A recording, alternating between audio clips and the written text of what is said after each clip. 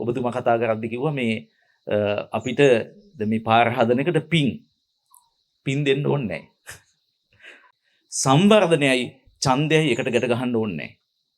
ඡන්දේ දීලා මහජන නියෝජ්‍යපත් කරලා තියෙන්නේ වගකීම් ඉෂ්ට කරන්න. අපේ ස්වාමින් වහන්සේගේ අනුශාසනාව ඊට පස්සේ ගම නියෝජනය කරමින් කතාවක් කරා. අපේ മന്ത്രിතුමාගේ කතාව සහ අපේ විධායක ඉංජිනේරුතුමාගේ කතාවෙන් පස්සේ මට හිතෙනවා මේ කියන්නේ කරුණු කාරණා ගොඩක් පැහැදිලි වුණා කියලා. අපේ ස්වාමින් වහන්සේගේ අනුශාසනාවේදී මේ පැත්තේ වෙන්න ඕන සංවර්ධන වැඩ කටයුතු සම්බන්ධයෙන් කිව්වා. අවුරුදු 30ක් පාර හැදිලා නැහැ, පොඩි ඒවා කරලා තිනවා. අවුරුදු 30ක් හැදිලා නැහැ. මේකෙන් වෙන පීඩාව මොකද්ද? විය යුත්තේ මොකද්ද? ප්‍රමුඛතාවය මොකද්ද කියලා. ඊට අමතරව වැව් බන්ට් එක ඔය වගේ කරුණු කාරණා ගොඩක්. ඒ කතාවෙන් පේනවා මේ ගම්වල කොච්චර දේවල් වෙන්න තියනවද කියලා. ඒවා කොච්චර කාලෙකින් වෙලා නැද්ද කියලා පේනවා. සමහර කරපු ඒවා ගොඩක් කාලෙකින් වෙලා නැහැ, ගොඩක් දේවල් වෙන්න තියෙනවා. සමහර ඒවා කරලා තිනවා, කරපු වලත් අඩුපාඩු තියෙනවා. දැන් මේ පාරවල් හදපු ඒවා සම්බන්ධයෙන් ඒ කාලේ හදපු ඒවා සම්බන්ධයෙන් තාම නඩු යනවා. පාරවල් හැදුවේ කොහොමද කියලා. තාර දානවා කියලා නිකන් ගල් දාගෙන තාර ටිකක් රිහගෙන ගියා. ඒ වලින් සල්ලි ගසා කෑවා. ඒවට නඩු හබ තාම යනවා. ඒ කියන්නේ පාරවල් හදපු ඒවත් හරියට හදලා නැහැ. දැන් අපිට හම්බෙන්නේ මොකද්ද? ඔන්න ඔය අවුරුදු ගාණක් තිස්සේ කරපු නැති වැඩ ගොඩයි. කරපු වලත් අවුල් ගොඩයි. ඕක තමයි තාත්තේ. අපි යන හැම තැනකම ගම්වල මේ වගේ ඉල්ලීම් එනවා. ඒ ප්‍රදේශයේ තියෙන අපේ දැන් ස්වාමින් වහන්සේගේ අනුශාසනාවෙන් එක හොඳටම පැහැදිලිව මේ ප්‍රදේශයේ තියෙන විය යුතු දේවල් ඔක්කොම ටික කියනවා. ඉල්ලනවා. බලාපොරොත්තු වෙන අපේ.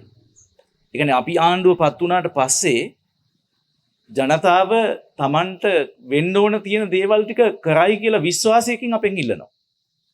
ඒත් එක්කම මෙහෙම දෙයක්ත් තියෙනවා. දැන් මහජන දිනේට එනවා ලියුම් ලියාගෙන. මාව හම්බෙන්න එනවා ලියුම් ලියාගෙන. අපේ පාරත් හදලා දෙන්න. අපේ වැවත් හදලා දෙන්න. අපේ බෝක්කුවත් හදලා දෙන්න. ඇයි පරණ පුරුදු ක්‍රමයට මිනිස්සු හිතනවා මේ සංවර්ධන වැඩ බෙදෙන්නේ ඇමතිට ඕන කමට. ඇමතිගේ ගමට, ඇමතිගේ ප්‍රදේශයට, ඇමතිගේ ගේ ළඟට තමයි සංවර්ධනය යන්නේ. එහෙම නැත්නම් ඇමතිගේ හිතවතුන්ට තමයි බෙදෙන්නේ. එහෙම තමයි බෙදාගන්නේ. එහෙනම් මිනිස්සු මොකද කරන්නේ? ලියුම් ලියාගෙන ඇමතිනවා අනේ අපිටත් විශේෂත්වයක් කරන්න. අපේ മന്ത്രിට බල කරන අයත් යන්න. ඒක තමයි තිබුණු දේශපාලන සංස්කෘතිය. නෑ. අපි ඒ සංස්කෘතිය නෑ. අනුරාධපුර දිස්ත්‍රික්කයේ മന്ത്രിවරු 7 දෙනෙක් ඉන්නවා. වසන් සමරසිංහ ඇමති, මම ඇමතිවරු දෙන්නෙක් ඉන්නවා. අපි 7 දෙනාම එක තැනක වාඩිලා අනුරාධපුර දිස්ත්‍රික්කයේ විය යුතු දේවල් ටික සාකච්ඡා කරනවා. අපිට අදහසක් තියෙනවා. අපි ආසන 7 නියෝජනය කරනවා. අපි සාකච්ඡා කරනවා මේ අවුරුද්දේ මොනවද වෙන්න ඕනේ. අපි ඒ හිතලා සැලසුම් කරලා යන්නේකම ඔන්න කියන දිස්ත්‍රික් ලේකම්තුමා අනුරාධපුර දිසාපතිතුමා.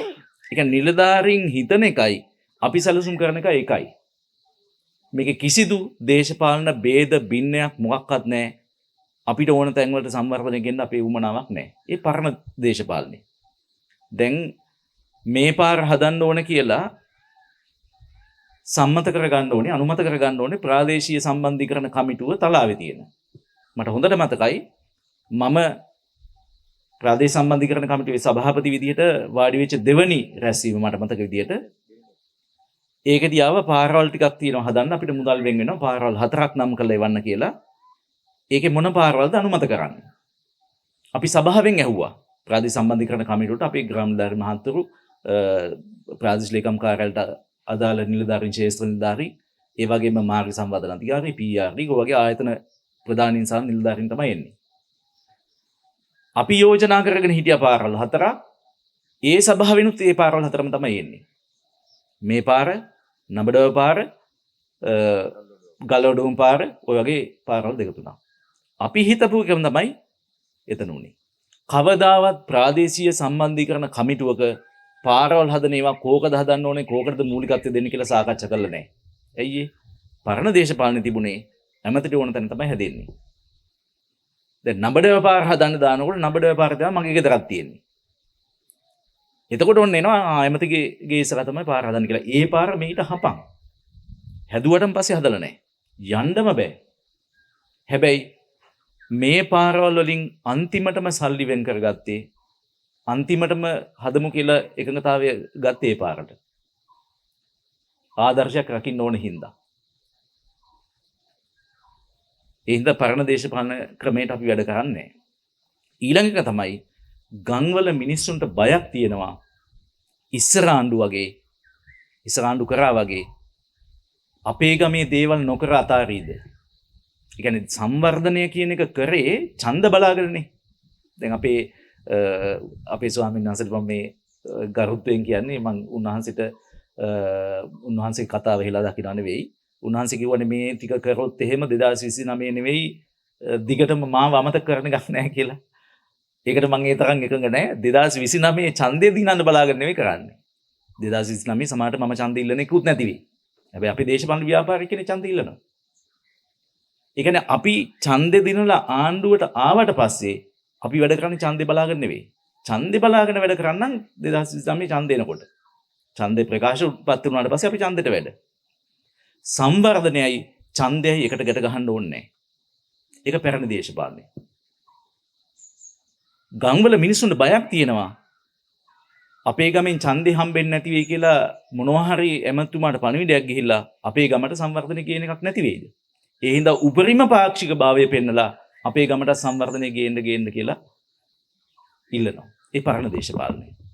අපේ එහෙම එකක් නැහැ. ඒ දේශපාලන සංස්කෘතිය වෙනස් කරලා තියෙන්නේ. නමුත් ඒක තාම ගමේ ජනතාවගේ ඔළුව වලට කාන්දු වෙලා නැහැ. ඒ දේශපාලන වෙනස් කරලා තියෙන්නේ. සැලැස්මකට විය යුතු පරිදි හැමතැනටම අවශ්‍යතාවය අතර තමයි සංවර්ධනය යන්නේ. ඊට පස්සේ අපේ සිසිරි කුමාර මහත්මනේ ඔබතුමා කතා කරද්දි කිව්වා මේ අපිට මේ පාර හදන එකට පින් දෙන්න ඕනේ නැහැ. අපිට කරුණාවෙන් තව එකක් දෙන්න කියලා එතුමා මේ වචනේ පාවිච්චි කළා. ඒක ඕනේ නැහැ. අපි ළඟ පින් සින්න වෙන්න ඕනේ නැහැ. ඇයි ඒ? ඡන්දේ දීලා මහජන නියෝජ්‍යපත් කරලා තියෙන්නේ වගකීම් ඉෂ්ට කරන්න. මේක මම පවරගත්ත වගකීමක්. මේක මගේ රාජකාරිය දැන්. ඉල්ලීම් කරන්න ඕනේ නැහැ. පිටිපස්සෙන් වැටලා ඉල්ලීම් කරන්න ඕනේ නැහැ. ඒ පරණ දේශපාලනය. අපිට වගකීමක් දුන්නා. අපි ඔබ දුන්න වගකීමට වැඩියමනත් අපි වග වෙනවා මේ රාජකාරියට. මේ දේශපාලනයට. ඒ නිසා තමයි අපි කියන්නේ අපි පඩි ගන්න නැති. අපි මේ තනතුර පාවිච්චි කළ දේවල් හරි හම්බ කරගන්න නැති. මේ තනතුර පාවිච්චි කළා සුඛ විහරණය විඳින්න නැතුව වැඩ කරන්නම් කියන පොරොන්දුව දීලා තියෙන ඒ හින්දා. අපේ රටේ දේශපාලන සංස්කෘතිය වෙනස් කරන්න ඕන හින්දා. හැමදාම ඔක තමයි උනේ. ඒ හින්දා අපේ දේශපාලන සංස්කෘතිය වෙනස්.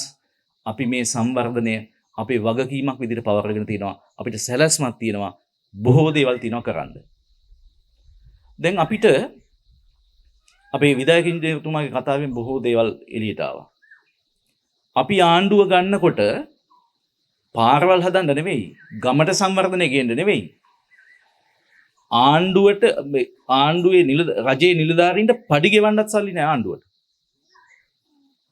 පඩි ගෙවන්නත් සල්ලි නැහැ. එහෙම තැනක තිබුණේ. ආර්ථිකය හරි අමාරු තැනක තිබුණේ. ණය ගෙවා ගන්න බෑ.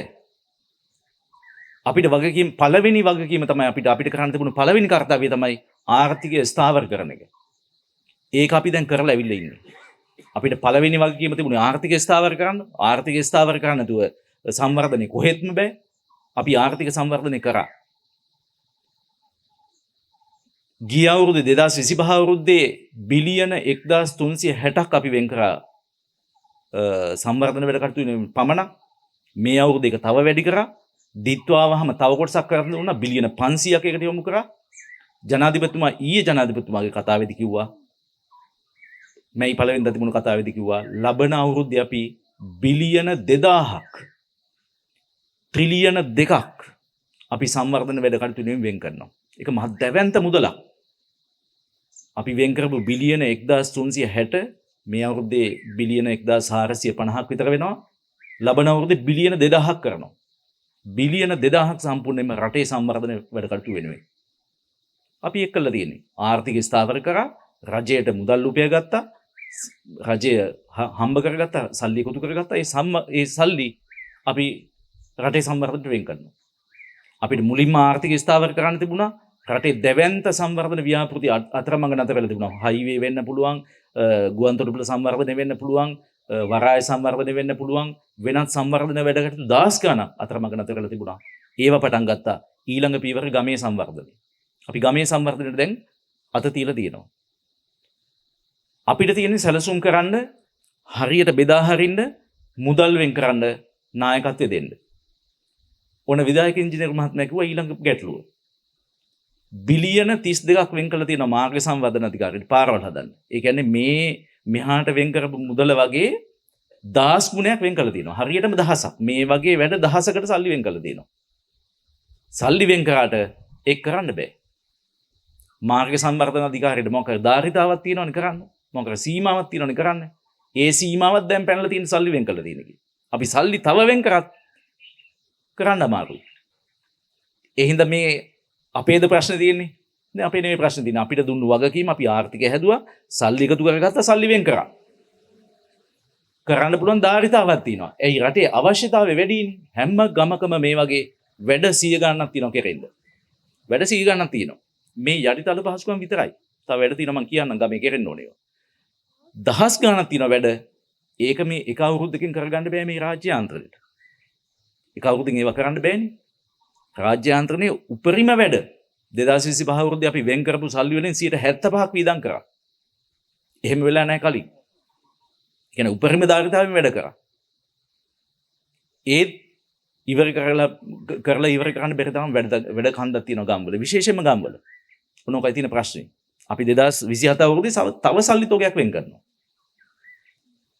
අපි හිතමු රාජ්‍ය සේවය කොහොම හරි කරා කියලා. මාර්ග සංවර්ධන අධිකාරිය අපි වෙන් කරන මුදල් වලට අදාළව එයාලගේ වැඩ කොටස හොඳටම කරා කියන්නකො. ඒත් මේ පාරවල් හදන්න අපි පෞද්ගලික අංශය දායකත්වය ගන්න ඕනේ. කොන්ත්‍රාත් කරුවන්ගේ සැපයුම් කරුවන්ගේ දායකත්වය ගන්න ඕනේ. අපි කොච්චර කරත් කොන්ත්‍රාත් කරුවන්ගේ ප්‍රශ්න තියෙනවා. අපි දැන් මේ ඉංජිනේරු මහත්තයත් එක්ක අපි පෞද්ගලික කතා කරේ හිටියේ අනුරාධපුර දිස්ත්‍රික්කයේ සමහර කොන්ත්‍රාත් කරුවෝ දාලා යනවා. සමහර කට්ටියට කරගන්න බෑ. ඉන්නෙත් කොන්ත්‍රාත් කරුවෝ කීප දෙනයි. පෞද්ගලික අංශය. ඇයි පහුගිය කාලේ තිබුණු ආර්ථික අර්බුදේ හින්දා පහුගිය කාලේ තිබුණ හේවයි. ඒ කියන්නේ කොන්ත්‍රාත් කරුවෝ සීමිත ප්‍රමාණයක් නේ දේශපාලන අධිකාරී ලං කරගෙන හිටියේ. අනික් කට්ටියට උඩට එන්න දුන්නේ නැහැ. ඒ හින්දා හොඳ පෞද්ගලික අංශයක් හැදුන්නේ නැහැ. ආර්ථික අර්බුදේ ආපු වෙලාවේ ඔක්කොම බිමටම සමතලා වුණා. මැෂින් මලකඩ ගන්න පටන් ගත්තා. මැෂින් විකුණුවා, ලෝන් වල හිර වුණා, රෝල් වල හිර වුණා, තියෙන සේසත නැති වුණා. පෞද්ගලික අංශය සම්පූර්ණ බිමටම වැටුණා. දැන් අපි සල්ලි වෙන් කළා මාර්ග සංවර්ධන අධිකාරියෙන් කොන්ත්‍රාත් දුන්නට කොන්ත්‍රාත් කරුවෝ නැහැ. ඔන්න තියෙන ගැටලුව. ඒ ASCII මේ අවුරුදු එකමාරට අපිට දැවැන්ත අභියෝග කීපයකට මුහුණ දෙන්න සිද්ධ වුණා. දැන් අපි සංවර්ධන වැඩ කටයුතු පටන් අරන් ඉන්නකොට ඔන්න ආව දිත්වා. දිත්වා ඇවිල්ලා මොකද කරේ? දවස් 2-3කින් මුළු රටම සමතලා කරා. වැව් කීයක් කැඩුනද? වැව් කීයක් කැපුවද? අනුරාධපුර දිස්ත්‍රික්කයේ කුඩා වැව් 60ක් කැඩුනා. වාරි මාර්ග දෙපාර්තමේන්තුව පාලනය කරන ලොකු වැව් අක්‍ර 200ට වැඩිය වගා කරන වැව් කීපයක් කඩාගෙන ගියා. දීප්තුව එන්නේ ඉස්සලා අලුත් දිවුල්ලේ වැව ගලඹිදුන වැවේ. කඩාගෙන යන්න ඔන්න මෙන්න. හමුදාව දාලා තමයි වැලිකොට්ට ගහලා නැවැත්තුවේ. හැබැයි අපි ඊළඟ කන්නේ රුපියල් මිලියන 120ක් වියදම් කරලා වැව හැදුවා. දැන් ඔය ඊයේ පෙරේද පෙන්නනවනේ මහවිල්ලාරුව අක්‍ර 40000 ගොඩ වගා කරනවා. මහවිල්ලාරුව තැන් කීපයකින්ම කඩාගෙන ගියා. අපි ඒක හදලා ඉවර කරා. ඒ කියන්නේ අපි සම්වර්ධන වැඩ කටයුතු පටන් අරන් එනකොට වැඩ දහසක් කරන්න තියෙන අතරේ දිත්වා ඇවිල්ලා තව විනාශම කළ දැම්මා. දැන් ඒව හදන්නත් ඕනේ. රාජාංගනේ දකුණු යුරෙන් අක්කර 7000කට වතුර දෙනවා. දකුණු වැලෙන් ඇල කැඩලා ගියා. හදන්න ඕනේ. දැන් හදන්න පටන් ගත්තා. ඒක උනේ නැත්නම් ඒ සල්ලි වලින්, ඒ මහන්සියෙන්, ඒ ශ්‍රමයෙන්, ඒ සම්පත් වලින් අපිට වෙන වැඩ දහසක් කරගන්න තිබුණා. හැබැයි අපි ඒකටත් මුහුණ දෙනවා. දිත්වා වලින් වැටෙන්න දුන්නේ නැහනේ. වැටෙන්න දුන්නේ නැහැ. කුඹුරු හානි වෙච්ච ඒවා වගා කරගන්න දුන්නානේ. ආධාර දුන්නා. දිත්වා නිසා අපි දන්නවා මහා කන්න වගා කරලා තියෙද්දි දිත්වා ආවේ. හොදගෙන ගියා කුඹුරු. ගලවගෙනම ගියා වැව්. ඇලවේලි ඔක්කොම විනාශ වුණා. හැබැයි වැටුණාද කෘෂි කර්මාන්තේ? වැටුන්නේ නැහැ. අස්වැන්න අඩු වුණාද නැහැ. අපිට කණ්ඩ හාල් නැති වුණාද නැහැ. ඇයි? අස්වැන්න ඒ ගන්නට ගේන්න පුළුවන් වුණා අපි ගත ක්‍රියාමාර්ග. කුණු වෙච්ච කුඹුරු ඔක්කොම වගා කරන්න ආය ආධාර දුන්නා. විශේෂ ආධාර දීලා වගා කරන්න කිව්වා. වගා කරා. ඒ නිසා හානිය අවම කරා. ඒකෙන් එළියට එන්න මොන දුන්නා. ඒ නිසා අපි රජයක් විදියට ඇවිල්ලා ආර්ථිකය සංවර්ධන කළා සංවර්ධන වැඩ කටයුතු පටන් අරගෙන ග්‍රාමීය සංවර්ධනයත් ආරම්භ කළා තියෙන නොඑක අභියෝග මැද ඒ ඇස්සේ අපිට ආවා දිත්වා කියලා මහ ලොකු අභියෝගයකුයි. දැන් මේ මැද පෙරදි යුද්ධ කියලා ආය අභියෝගයක්. දැන් මේ පාර හදන්න මාර්ගය හදන්න අපි කොන්ත්‍රාත් දෙනවා. කොන්ත්‍රාත් දෙනකොට එස්ටිමේන්තු එකක් කොන්ත්‍රාත් කරු පොරොන්දු වෙනවා මම මේ ගන්නට හදන්නම් කියලා. ඒ අතර ඉන්ධන මිල වෙනස් වෙනවා. බඩු මිල වෙනස් වෙනවා. බඩු හිඟ වෙනවා. එතකොට මොකද වෙන්නේ? ආය ජංජාලයක්. කොන්ත්‍රාත් කරු බලනවා මම මේක වැඩ කළා මට හම්බෙන්නේ නැති වෙයි. දැන් ගිවිසුම වෙනස්නේ. දැන් මේකයි වෙනස් කරන්න ඕනේ. වෙනස් කරන්න ගියපුවාම යුද්ධය රෙහි තියෙන தත්ත්වය හරියටම කියන්න බෑ. ඉන්ධන මිල ගණන් එහාට මෙහාට වෙනවා. අපිටත් ඇත්තටම මේ ආයතන විදිහට හදාගන්න බෑ කොන්ත්‍රාත් කරුට කොච්චරක්ද ගෙවන්න ඕන කියලා. ඒතර කොන්ත්‍රාත් කරු කරන්නේ අඩියක් පස්සට තියලා බලනවා. මම මේක දැම්මම පටන් ගන්නවද නැද්ද? ප්‍රශ්නයක් එනවා. ඒ හින්දා ව්‍යාපෘති ගණනාවක් මේ වගේ පටන් ගත්ත වැඩ ගණනාවක් ටිකක් ඇදෙන්න ගත්ත මේ මැද පෙරදිග යුද්ධෙ හින්දා. නමුත් අපි ඒ සඳහා අපි ඒවත් හිතමින් කොන්ත්‍රාත් කරුවන්ට මුලින්ම ආවේ කොන්ත්‍රාත් කරුවන්ට ඉන්ධන නැති වෙයි කියලා. වැඩ පටන් අරගෙන තියෙනවා QR එක දුන්නා සීමා කරා ඉන්ධන කොන්ත්‍රාත් කරුවෝ බැලුවා ඒ කට්ටියට වැඩ කරගන්න ඉන්ධන නැති වෙයිද. දැන් අපි ඒකට ක්‍රමවේද හැදුවා. ඔවුන්ගේ කටයුතු පවත්වාගෙන යන්න ඉදිකිරීම් කටයුතු වල මේ සංවර්ධන වැඩවලට අවශ්‍ය ඉන්ධන දෙන්න. ඒකට අපි ක්‍රියාමාර්ග ගත්තා. දැන් අපි ක්‍රියාමාර්ග ගන්න තියෙන මේ තියෙන තත්වයන් ඇතුලේ කොහොමද උන්ට වැඩි වෙන වියදම පියවා ගැනීම සඳහා ක්‍රමවේදයන් මොනවද කියලා. ඒවා සරල නෑ හදන එක. ඒවට ක්‍රියාමාර්ග ගන්න එක යහුසුලෝ කඩිනමින් ප්‍රශ්න ඇති නොවෙන්න ගන්න ඕනේ. අපි මේ ක්‍රියාමාර්ගත් අරගෙන තියෙනවා. ඒ නිසා ප්‍රධාන අභියෝග දෙකක් ඇවිල්ලත් අපි සංවර්ධනයක් ඇරලා නැහැ. අපිට ඕනේ ගමට සංවර්ධනය ගේන්න ඕනේ. දැන් මං හැරෙන්නම් අනිත් පැත්තට. දැන් අපි මේ කතා කරන්නේ අපේ ස්වාමින් වහන්සේගේ ඉල්ලීම් තුල තිබුණේ මෙතන මේ කතා කරන ඔක්කොම තියෙන්නේ යටිතල පහසුකම් සංවර්ධනයේ පමණයි. ගමට යටිතල පහසුකම් විතරක් ඇවිල්ලා මදි. දැන් මේ කෘෂි කර්මාන්තයේ යෙදෙන ගොවි ජනතාවක් ඉන්නේ. කෘෂි කර්මාන්තය දියුණු කරන්න ඕනේ නැද්ද? දැන් මේ කෘෂි කර්මාන්තයේ යෙදෙන ජනතාව ඔක්කොටම ආදායම් හොඳයිද? මදි. කෘෂි කර්මාන්තය දියුණු කරන්න ඕනේ. කෘෂි කර්මාන්තය දියුණු කරන්න බොහෝ දේවල් තියෙනවා කරන්න. අපි ඒවට සැලසුම් හදලා තිනවා. ඒකට යම් කාලරාමයක් අනුව අපි කෘෂි කර්මාන්තය දියුණු කරන්න ඕන මිනිස්සුන්ගේ ආදායම් වැඩි කරන්න. අපේ ගම්වල මිනිස්සු දුප්පත් භාවයෙන් මුදව ගන්න වැඩ ගොඩක් තියෙනවා කරන්න. වැඩ ගොඩක් තියෙනවා කරන්න. ඒව නිකන් සල්ලි දුන්නට, ඇට බෙදුවට, පැල බෙදුවට, පොහොර සහනදාර දුන්නට ඒ දුප්පත් භාවයෙන් එළියට එන්නේ නැහැ. එනවනම් ඇවිල්ලා තියෙන්න එපේ. දුප්පත් භාවයේ ඉවරලා තියෙන්න ඕන. ඒ හින්දා අපි හැදුවා ප්‍රජාශක්ති කියලා යාන්ත්‍රණයක්. ගමේ කණ්ඩායමකුත් අරගෙන ගමේ නිලධාරීන් ටිකත් එකට එකතු කළා. ඒකට මහජන නියෝජිතත් එකතු කළා. ගමේ දුප්පත් භාවය නැති කරන්න විශේෂයෙන්ම වැඩසටහන් හදන්න, මහන්සි වෙන්න, මැදිහත් වෙන්න. ගමේ දුප්පත් පවුල් තෝරලා ඔවුන්ට ආදායම් වැඩි කර ගැනීම සඳහා වැඩසටහන් වෙනම ක්‍රියාමාර්ගයක් ආවා. අපි මේ අවුරුද්දේ අනුරාධපුර දිස්ත්‍රික්කයේ තියෙන ග්‍රාම නිලධාරී වසම් 700ක් 694ක් තියෙනවා. ඒ 700ට අපි රුපියල් මිලියන 1000කට වැඩිය වෙන් කරලා තියෙනවා. හැම වසමකටම දල වශයෙන් රුපියල් ලක්ෂ 15 ගානේ වෙලා තියෙනවා. දුප්පත් මිනිසුගේ ආදායම් වැඩි කිරීම සඳහා එකක්. ගමේ ආර්ථිකය හදන්න ඕනේ. ගමට ආර්ථික සංවර්ධනය ඕනේ. යටිතල පහසුකම් විතරක් නෙවෙයි ආර්ථික සංවර්ධනයත් ඕනේ.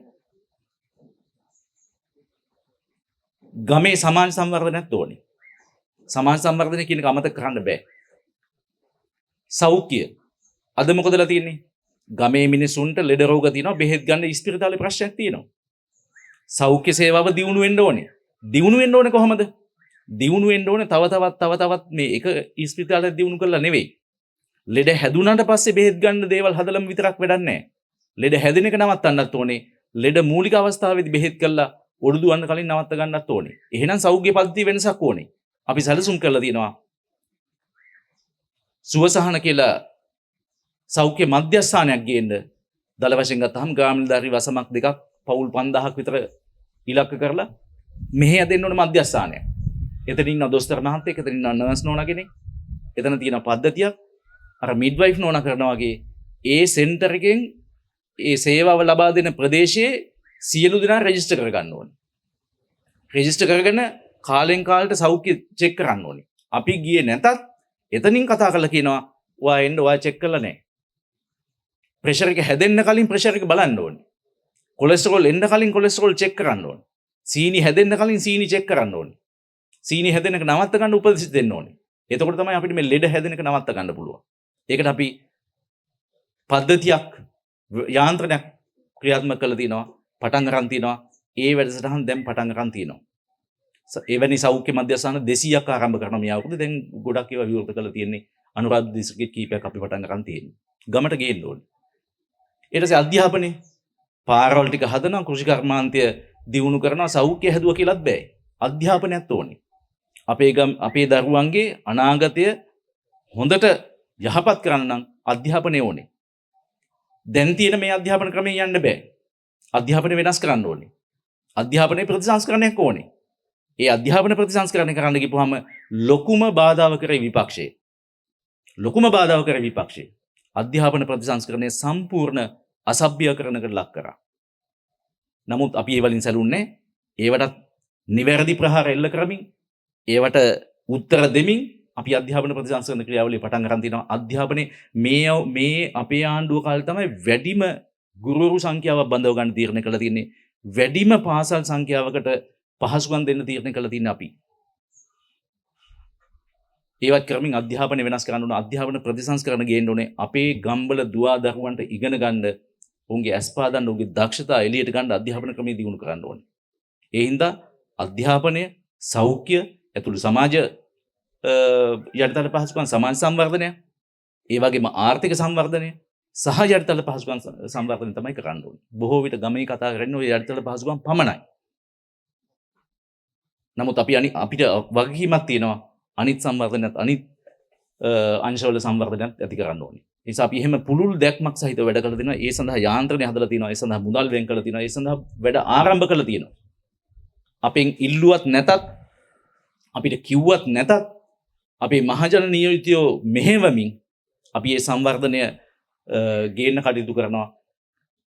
මේ රාජ්‍යාන්ත්‍රණින නිලධාරීන් හිතන්නකෝ දැන් අනුරාධපුර දිස්ත්‍රික්කේ පාරවල් හදන්න ගිහපුවම මොනවද හදන්න ඕන කියලා අපි තීරණය කරන්න ඕනේ නැහැ. මේ මාර්ග සංවර්ධන අධිකාරී ඉංජිනේරුතුමාත් දන්නවා.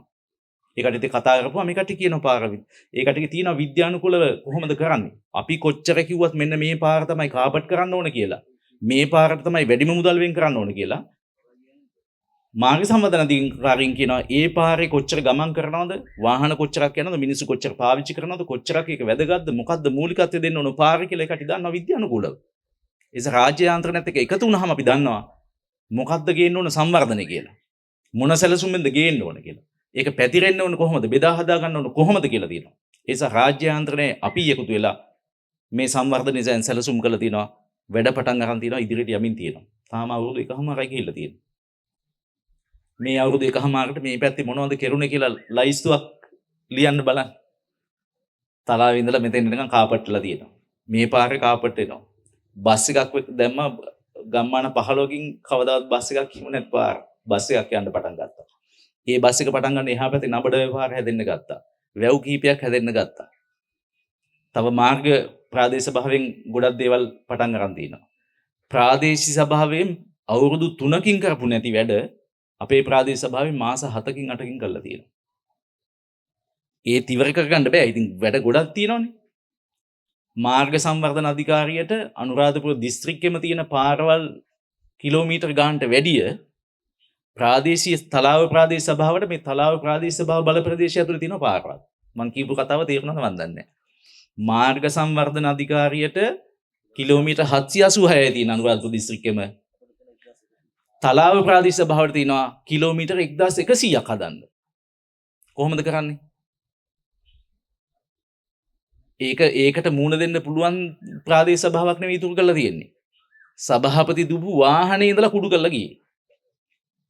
අපේ සභාපති වාඩි වෙනකොට යන්න වාහනයක්වත් නැහැ. මේ මෑතක් වෙනකන් සභාපතිතුමාගේ වාහනේ තමයි ගියේ. තිබුණු කුඩු කරලා ගිහපු වාහනේ අපි මැදිහතල තමයි හදලා දැන් ගෙල්ල මෙහා ගන්න. යන්ත්‍ර සූත්‍ර නැහැ. නිලධාරීන් ඉන්නවා පිස්සු ගෙලින්නේ සමහර කට්ටිය. මම මේ හැම නිලධාරියෙකුටම නෙවෙයි කියන්නේ. තලාව ප්‍රාදේශ සභාව ගැන. සමහර කම්කරු ඉන්නවා ඒ කට්ටියකින් වැඩක් ගන්න බෑ. ඒ දේශපාලන හිතවතු දාගෙන පුරවලා කොහොම තමයි කරලා තියෙන්නේ. ඔක තමයි ඇත්ත තත්ත්වය. හැබැයි අපි අත්හැරලා නැහැ. අපිට මේ දේශපාලනේ වෙන මොකක්වත් නැහැනේ. වෙන කිසි දෙයක් ගන්න අපි ආවේ නැහැ. ඒ නිසා අපි මේ අවුරුදු එකහමාරට රටේ සංවර්ධනය වෙනුවෙන් හොඳ අඩිතාලමක් අපි තියලා තියෙන රජයක් විදියට ඒකේ ප්‍රයෝජන ලැබිලා තිනවා. ජනතාව විදියට දැන් මේ ගම රට සංවර්ධනය කරා කියලා ලොකු බලාපොරොත්තුවක් තියෙනවා කට්ටියගේ. ඒ නිසා සියලු දේවල් අපිට කියනවා මේකත් කරන්න මේකත් කරන්න මේකත් කරන්න මේකත් කරන්න කියලා. මම අර ඉස්සෙල්ලා කිව්වා වගේ පැරණි දේශපාලන ක්‍රමයේ මත හිතනවා එමෙතුමාට කිව්වොත් තමයි විශේෂත්වයක් ගන්න පුළුවන්. නැත්තම් මේ ඡන්ද නැත්තම් අපේ ගමට සංවර්ධන ගියේ නැහැ වගේ කියලා බයක් හිතෙනවා. ඒ නිසා වැඩිපුර ඇවටිලි කරනවා. වැඩිපුර ලියුම් ලියාගෙන යනවා. වැඩිපුර මතක් කරනවා. කමන්නේ. ඒ තිබුණු පැරණි ක්‍රමේ නමුත් අපි එහෙම නෙවෙයි. අපි එකතු වෙලා මේක කරමු. අපි ආවේ මේක කරන්න. අපිට වෙන උවමනාවක් නැහැ. මහජන නියෝජිතයොත් රාජ්‍ය යාන්ත්‍රණයත් ගමේ මිනිස්සුත් එකතු වෙලා අපිට කරන්න පුළුවන් බොහෝ දේ තියෙනවා. ඒවල හොඳ ලක්ෂණ පෙන්වමින් තියෙනවා. මහජනතාව මේ රජය කෙරෙහි විශ්වාසය දීලා ඔය ගල් අඟුරු සම්බන්ධයෙන් මොන කෙබර අතෑරියත් ඔය $2.5 මිලියන මේ ආණ්ඩුව හොරකම් කරා කියලා ඔළුවෙන් හිනගෙන කිව්වත් මිනිස්සු ඒවා විශ්වාස කරන්නේ නැහැ. දැන් මේ දිනේ තිබුණානේ. මේ දිනට අපි අනුරාධපුර දිස්ත්‍රික්කේ මේ දෙවන්ත මේ දින රැලියක් කරා. අපි කලින් අනුරාධපුර දිස්ත්‍රික්කේ කළා නැහැ. දිස්ත්‍රික්කයක් විතර තනියම කළා නැහැ. අන්තිමට 2024 අවුරුද්දේ කරා දිස්ත්‍රික්ක දෙක තුනක් එකතු වෙලා. මේ සැරේ අපි තනියම දිස්ත්‍රික්කයක් විදිහට කරා. දහස් ගණනක් ජනතාව අපි ගෙනාවා අනුරාධපුර දිස්ත්‍රික්කයට. ගේන්න අපි අපේ සමුදායික සහෝදරයෝ අපි එකතු වෙලා මිනිස්සු දහස් ගණනකට අපි සාකච්ඡා දහස් ගණනක් කරා. මේිට වැඩි මිනිස්සු එකතු කරලා අපි කතා කරා. මේ දිනට යන්න ඕන කියලා. ඒ සාකච්ඡාවල කිසි එකක ගල් අඟුරු ගැන ප්‍රශ්න අහන්නේ නැහැ මිනිස්සු. ගල් අඟුරු වලින් හොරකම් කරා නේද කියලා කිසි වචනයක්වත් මිනිස්සු කියන්නේ $2.5 මිලියන හොරකම් කරා දාණ්ඩුව කියලා කිසි ප්‍රශ්නයක් අහන්නේ නැහැ. ඒ හින්දා විපක්ෂයේ ඔළුවෙන් හිටගෙන කිව්වත් මිනිස්සු මේ ආණ්ඩුව කරේ තියෙන විශ්වාසෙ බිඳලා නැහැ. මිනිසුන්ට එහෙම අවිශ්වාසයක් නැහැ. ඒ නිසා තමයි ලංකාවේ තැන් 21ක ලක්ෂ ගාණක් ජනතාව අපේ මේ රැලි වලට ආවේ. මේ ආණ්ඩුව රැක ගන්න ඕනේ කියලා මිනිස්සුන්ට දැන් හැදිලා තියෙන මිනිස්සුන්ගේ ආණ්ඩුවක්, ජනතාවගේ ආණ්ඩුවක්. මිනිස්සු ඒ ජනතාව විසින් මේ ආණ්ඩුව රකින්නවා. මේ ආණ්ඩුවට යම් කෙනෙහිලිකමක් කරපුවාම ඒකට කිපෙනවා මිනිස්සු. අර මුදල් ලේකම්ගේ ගේ වට කරා කල්ලියක් ගිහිල්ලා. මොකද්ද ලැබුණු ප්‍රතිචාරය? ලාල්කාන්තගේ ගේ ළඟට ගියා. දෙවෙනි සැරේ යනකොට දෙන්නන් ෂොට් එක කියලා මිනිස්සු හිටියා. මිනිස්සු එකතු වුණා. මුදල් ලේකම්ගේ ගේ ළඟට යනකොට දුන්න ප්‍රහාරය. මිනිස්සු ප්‍රතිචාර දක්වන විදිහ. ඒ වගේ ගොඩක් දේවල් තියෙනවා. ඔය Facebook එකේ එහෙම බලා ගන්න සමහර කණ්ඩායමක් ඉන්නවා මේ දැන් හිතන්නකෝ අපි අද දැන් මේ සංවර්ධන වැඩ කටයුතු ගත්තා කියලා ෆොටෝ ගහලා වීඩියෝ ගහලා අපේ මාධ්‍ය එකේ දානවා. දැන් මගේ Facebook එකේ දානවා. දැම්මහම මේකට ප්‍රතිචාරයක් දක්වන්නේ නැහැ. යම් කණ්ඩායමක් ඉන්නවා. හැබැයි ආණ්ඩුවට මඩ ගහනවා හරි මොනවා හරි එකක් තියෙනවනේ. ආණ්ඩුව ගැන බොරු කියනවනේ. ඒවට කටි කිපෙනවා. අපි කරන වැඩවලට ලයික් එකක්වත් දාන්න නැති කණ්ඩායමක් ඉන්නවා. මේ ආණ්ඩුවට විරුද්ධව මොනවා හරි කිව්වොත් මරාගෙන මැරෙන Facebook එකේ. එහෙම ජනතාවක් ඉන්නවා. ජනතාව විසින් මේ ආණ්ඩුව ආරක්ෂා කරනවා. ඇයි ඒ? මෙහෙම ආණ්ඩු කලින් හැදිලා නැහැ. මට කියන්න මේ අවුරුදු එකහමාර ඇතුළත අපි ආණ්ඩුවක් විදිහට කොච්චර සහනාධාර ජනතාවට දීලා තියෙනවද? සහනාධාර හම්බෙච්ච නැති කණ්ඩායමක් මට කියන්න. රාජ්‍ය සේවකයෝද? පෞද්ගලික අංශයේ සේවකයෝද? ගොවියෝද? වැඩිහිටියෝද? ආබාධිත අයද? පාසල් ශිෂ්‍යයෝද? දීවරයෝද? මට කියන්න කිසි කෙනෙක් නැහැ. දිත්වාපු වෙලාවේ අත දිග ඇරලා හම්බුණා. මැද පෙරේද යුද්ධය ආව වෙලාවේ ආර්ථික ඇද වැටෙන්නේ නැති වෙන්න රුපියල් බිලියන 100ක් දුන්නා. ඉන්ධන මිල දැන් වැඩි කරලා තියෙනවා. ඉන්ධන මිල අවම ප්‍රමාණයකින් වැඩිලා තියෙනවා. අනිත් රටවල මේට වැඩි ලොකු ප්‍රතිශතයකින් වැඩි කරලා තියෙනවා. අපි මේ ඉන්ධන මිලේ ලොකු පංගුවක් අපි දරාගෙන තමයි ඉන්ධන මිල යම් ප්‍රමාණයක් වැඩි කරලා තියෙන්නේ. අපි ඒකට සහනාධාර දෙමින් මිනිසුන්ගේ සල්ලි තියෙන්නේ. ඒවා සහනාධාර දෙමින් ජනතාව මතම මේක පටවන්න නැතුව අපි ආණ්ඩුවක් විදිහට දරාගෙන තියෙන නිසා මේ අවුරුදු එකහමාරක ශේෂපත්‍රය අවුරුදු එකහමාරක බැලුවාම හොඳ අඩිතාලමක් තියලා තියෙනවා. ජනතාව දිහා බලන ආණ්ඩුවක්. රටට සංවර්ධනය ගේන ආණ්ඩුවක්. රටේ ආර්ථිකය හදන ආණ්ඩුවක්. රටට යහපතක් කරන ආණ්ඩුවක්. ජනතාවත් එක්ක බද්ධ වෙච්ච ආණ්ඩුවක් කියලා හොඳ අඩිතාලමක් දාලා තියෙනවා. ඒ සමන් හිතනවා අපිට ඉදිරි ලොකු ගමනක් තියෙනවා කියලා. ඒ නිසා විශ්වාසයෙන් අපි එකතු වෙලා වැඩ කරගෙන යමු. අපිට මේ ගම්බිම් සංවර්ධනය කරන්න පුළුවන්. විශේෂයෙන්ම අපේ දුවා දරුවන්ට හොඳ අනාගතයක්, ලස්සන ජීවිතයක් හදලා දෙන්න, පොහොසත් රටක් හදන්න අපිට හැමෝටම පුළුවන්. ඒ සඳහා අපි අත්වැල් බැඳගමු කියන ආරාධනයක් කරමින් මගේ කතාව අවසන් කරනවා. බොහොම ස්තුතියි.